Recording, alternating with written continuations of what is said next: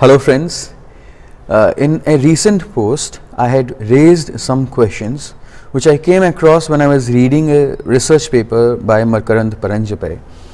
He is an Indian novelist, a poet and currently the director of Indian Institute of Advanced Studies.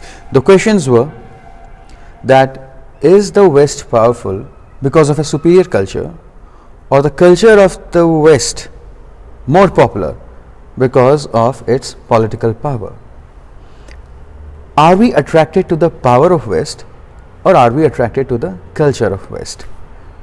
And then there were some questions related to the difference between the West and the East. On what basis do we differentiate between the West and the East? Now here in this video I want to share my views on why are we attracted, or are we attracted to the culture of the West, or are we attracted to the power of the West, and is the West powerful because of its culture, or is its culture more popular amongst us because of its power? So let's begin. The first is that culture determines power. That is, the power of the West, it exists because of a superior culture. Or let's remove the word superior. The power of the culture West exists because it has a different culture and how it is there. First point is that in Western culture, you will often come across the too much emphasis on individual achievement. In Indian culture, you are more tied towards society and you are put under social obligations. The focus on individuality in West is too much, and that gives you space and freedom to explore the world, to innovate, to go to distant places, and your success in life is measured by how much you have achieved individually, how much good business you are having, how many medals you have won, what are the things which you have innovated, and all those things. In Indian landscape, your success is counted by not just your individual achievement, but how good care of your family you have taken. Are you living with your parents, your grandparents, your children, wife, or husband? Have you taken their care? How good care you have taken of your family members, and not just these close relatives, but also your chacha, your aunties, your bhatija, bhanjis, and all. We have a system of joint families, and though joint families are disintegrating today, but family ties are still close. And because of these family ties, you do not have the same sense of freedom. You cannot take decisions completely independent of what will happen to your family. So you might ignore your business, you might ignore your other pursuits. So that is why culture also has strong implications on what the people in that country do. People in India are more inclined to maintain their social ties, and people in the West are more inclined to explore the world, to innovate, to earn more money, to set up bigger business empires, or so on. So in this way, culture is also influencing your other aspects such as political and economic power. The second is and see this, especially you can also talk about in this aspect you can also talk about that how culture in India, it puts such restrictions even more on women, and they are discouraged to go and achieve things in their life.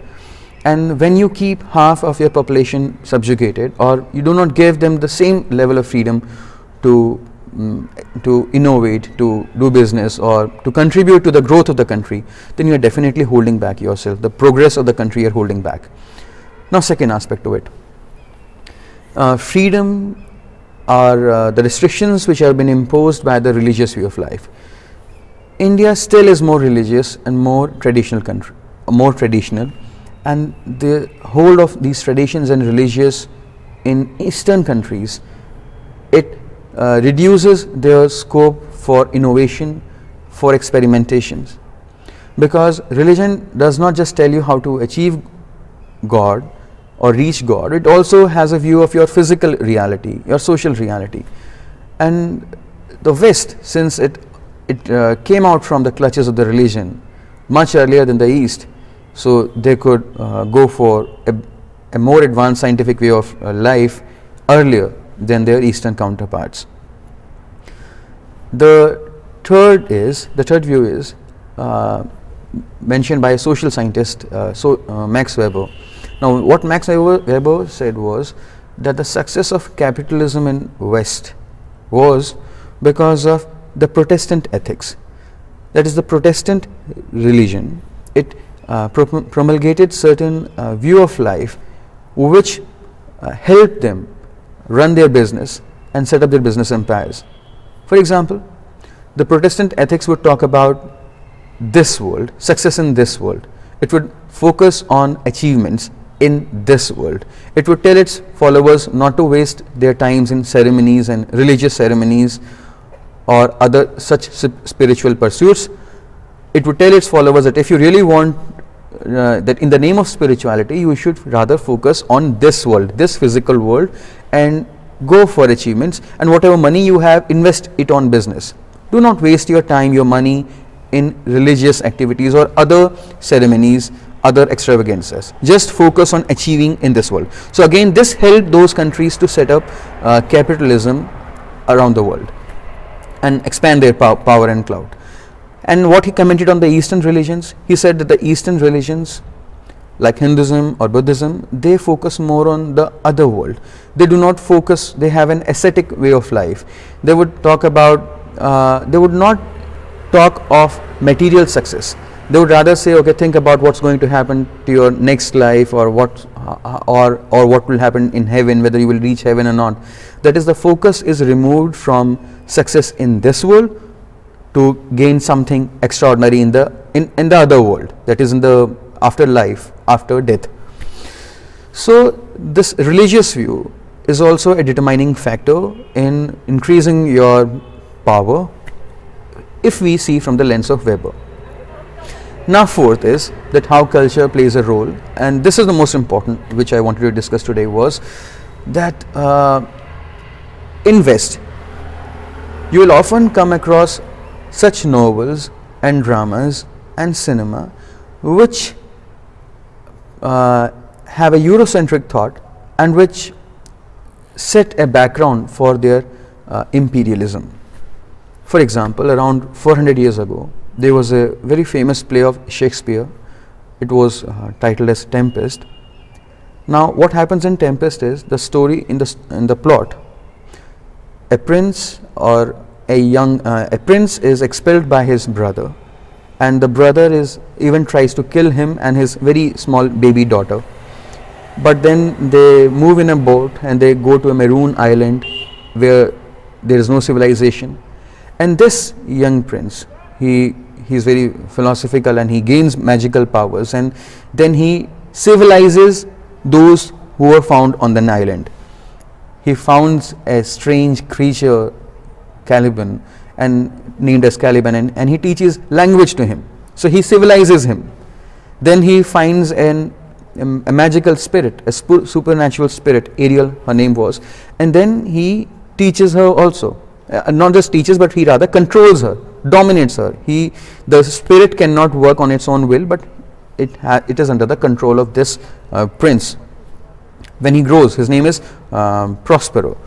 Now this Prospero can control a strange creature and civilize him. This Prospero can control the spirit and those who are found on the island, on a strange island. This is the story, and then the story moves forward. That's another part, you can go and search on it.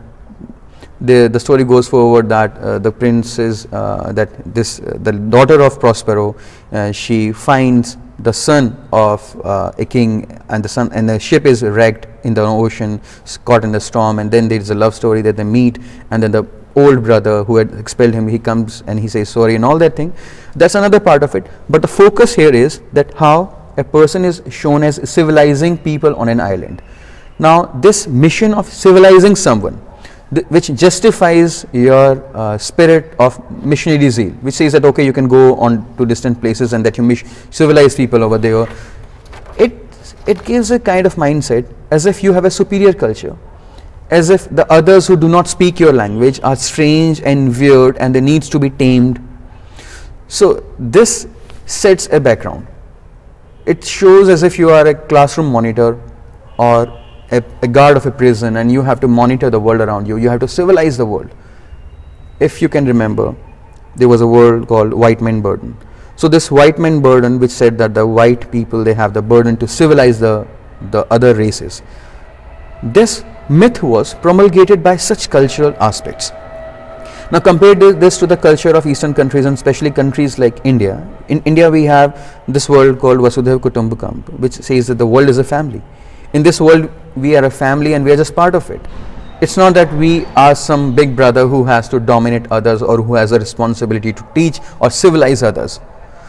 So this idea of civilizing others, which you will often find in the culture of West, in the cultural items of West, whether it's the plays of Shakespeare or whether it is in their poetries, in their movies, will help them to develop an imaginary representation of the East, in which East is shown as something which must be conquered and something which must be tamed and controlled.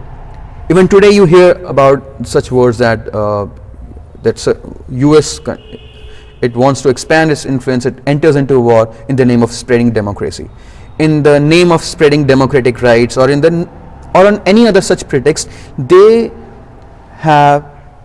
aggressively interfere in the sovereign space of a state. Why India does not want to go and conquer the rest of the world? One reason you could say is that we don't have that much power. But even if we had power, would we really have that mindset to go and conquer the world?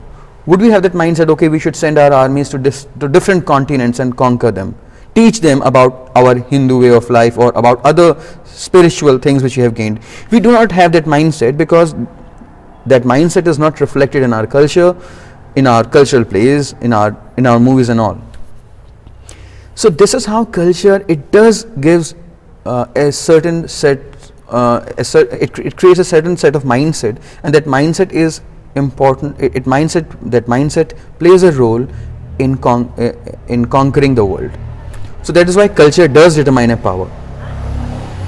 Now, does power determines culture? Yes, very much it does, because power brings with itself a lot of clout, a lot of money, and with this money and clout, it makes its culture look more attractive. Just like you are attracted to a person who wears better dress and who is at a better social position in society, similarly the societies also are attracted to those societies who have higher social prestige, who have higher income level, who have more political power. So power, it attracts people towards culture. And second part of it is that political state or the government, they use culture as an extension, as a wheel to extend their ideologies and their sphere of influence. They can do it directly, they can do it indirectly. Now those kind of books, those kind of novels would win Booker Prize or any other such prizes in which help promulgate the ideologies of the West, not those of the East. We may be under the influence that okay, they are awarding us, but largely if you go beneath the surface, you will find that the West or any country would give patronage to those cultural items which justify its rule, which perpetuates its rule. Sometimes this culture is forcefully imposed on us. We do not have a choice. The state, the government, or the colonizer will use his or her power to impose his culture on its people, on the people of those who are colonized. Such as Britishers came, they imposed their language on us. We had no choice. Macaulay imposed his language. We did not have a choice. But sometimes this happens indirectly. Today, they're not imposing English on us forcefully. They're not sending their armies and military in our country. But still they have such a clout that if you get the best jobs in the world, if you want admissions in the best colleges in the world, you need to know English. So this is just an example to show that how they still exert a lot of influence on our mind through their monopoly on culture. And that is why they are imposing their, in the past they used to impose their culture through force. Today they are imposing their culture indirectly by their economic and their political clout. So because this culture, because the political power, because the state realized this importance of culture, so it is very keen on picking up only those cultural items which justify its ideologies. Some examples here. Now in the West, I will again come back here and show that how this is a vicious cycle, that culture supports power and power supports culture. Now in the Western culture, I will bring back the same points, the Shakespearean play and majority of dramas and plays and poetry in the West, there has been an imaginary representation of the East, and this has been tainted by their subjectivity. They have created a binary opposition between the West and the East. They have shown West as masculine, the East as feminine. They have shown East as sensual, the West as democratic. They have shown East as primitive, the West as progressive. They have shown East as irrational, the West as rational. And when they construct, and these imaginary constructions, they have spread wide through their novels. We have to read those novels. We don't have a choice. Because the best universities are situated in West. The course structure of universities around the world, even in India, are largely influenced by them. So we subconsciously accept this version, that what their imaginary representation of East is, we accept it. We think this is true, that the East is sensual, it is irrational, it is undemocratic, it is regressive, and so on.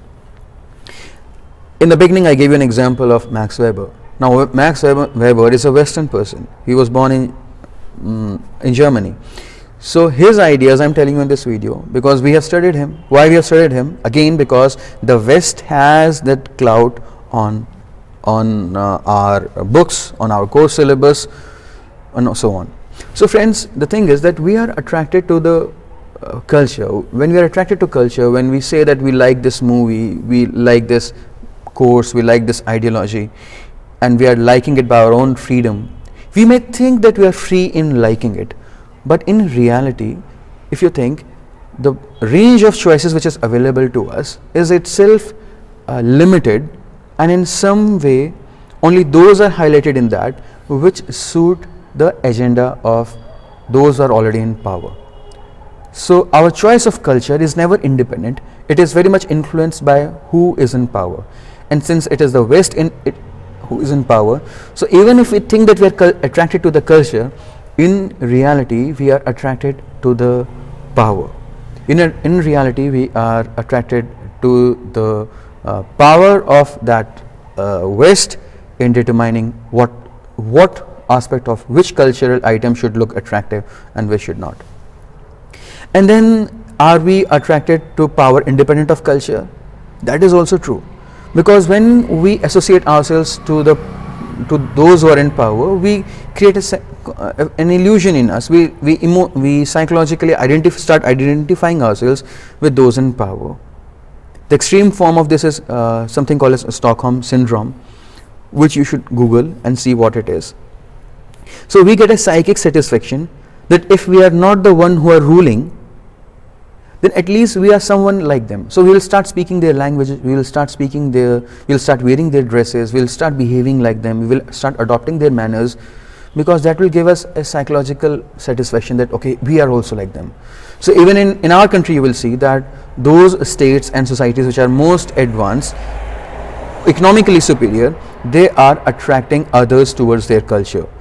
And those who come from the so-called economically backward regions of the country, even if they have a very enriching culture, they will forget their culture and they will be drawn towards the culture of that particular regions. For example, Punjabi songs today, they are very much popular today in Bollywood and other places also. Even people in, for example, you will see in other states like UP and Bihar and Bengal, they will be seen dancing to the tunes of Punjabi songs. Why? Because even though they have their own versions of culture which has been very classical and very advanced and enriching in the past, they have a rich cultural heritage which they will forget, and they will adopt the culture of a state which is economically more advanced. This happens within India also. These things were also discussed by anthropologist and social scientist M.N. Srinivas, and he talks about reference model, and then he extends this to talk about his ideas of Sanskritization, which maybe I will talk on some other video. But the point is that we get a psychic satisfaction when we create an illusion that we are also just like those who are powerful, and that is why we are attracted to power, no doubt. So, and that is why, and in a way we start doing a mimicry. We start doing what they are, those in powerful are doing. We start imitating their behavior, and we start imitating even that in culture also. And something similar was said by Homi Bhabha. He was also a very famous. He's a very famous scholar, and his concept of mimicry is something which you should go and Google. So with this, friends, I hope I will wind up this discussion. I hope this was beneficial to you, and it's really very complicated thing to determine that it's really very complicated question that does culture determines power, or power determines culture, or are we attracted to the culture, or are we attracted to the power? So, and in the last there was this thing that what differentiates the East and the West. Bottom line is that the power to different that the East and West. So it's not just geographically, it's more ideologically, and not just ideologically. I will give you only hint today. It's also based on the power. So whichever country is very powerful in our imagination, that happens to belong to the Western kingdom, and whichever is powerless or weak, sometimes which is a victim of power, then that appears as East. So when Japan and Russia, when they are challenging the might of the Western countries, when they are fighting against the might of the Western countries, in those space they will appear to us as Eastern countries. But when the Japanese and West, or say Russian, when they start dominating the other countries, and they themselves have their imperialistic behaviors visible, then we will start seeing them as Western countries. Think about it. So with this, friends, I wind up my discussion here. I hope this was beneficial to you. If you have any problems related to these, then you can contact me on my phone number and email visible here. Thank you, friends.